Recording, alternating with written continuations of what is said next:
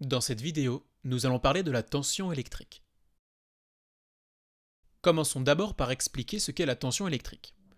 Alors on va pouvoir dire que la tension électrique correspond à la force avec laquelle les particules chargées sont propulsées entre deux points d'un circuit électrique.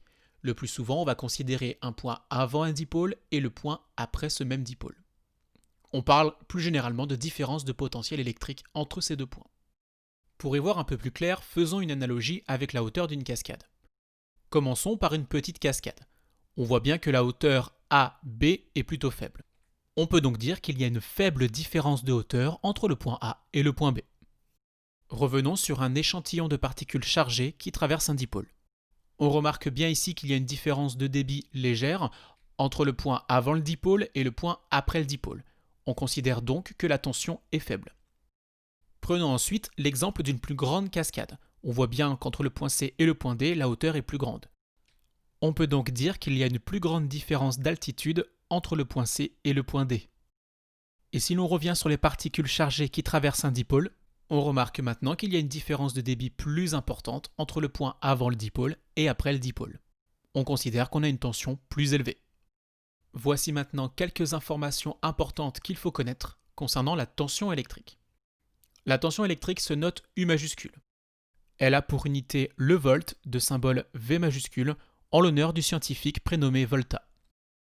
La tension électrique se mesure avec un multimètre en mode voltmètre, toujours branché en dérivation aux bornes d'un dipôle. Il est important de connaître les bornes de branchement du voltmètre ainsi que son symbole.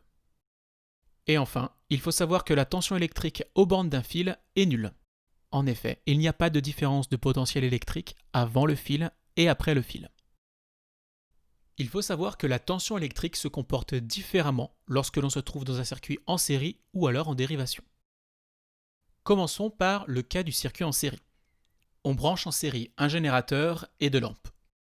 On décide ensuite de brancher un voltmètre aux bornes du générateur, aux bornes de la première lampe et aux bornes de la deuxième lampe.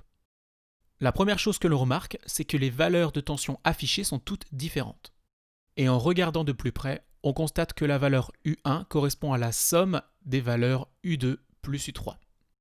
On en conclura donc que dans un circuit en série, la tension suit la loi d'additivité, encore appelée loi des boucles. On notera U1 égale U2 plus U3. Passons maintenant au cas du circuit en dérivation. On utilise le même matériel que précédemment, à la différence que l'on branche la seconde lampe en dérivation sur la première. On branche à nouveau un voltmètre en dérivation sur le générateur, un second voltmètre en dérivation sur la première lampe, et un troisième voltmètre en dérivation sur la deuxième lampe. On remarque tout de suite que les valeurs affichées par ces différents voltmètres sont environ égales.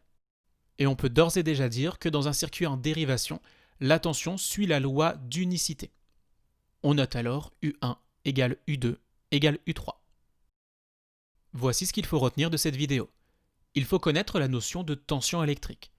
Il faut connaître la notation, l'unité et le nom de l'appareil qui mesure la tension. Ensuite, il faut connaître la loi d'unicité des tensions et connaître la loi d'additivité des tensions, autrement appelée loi des boucles.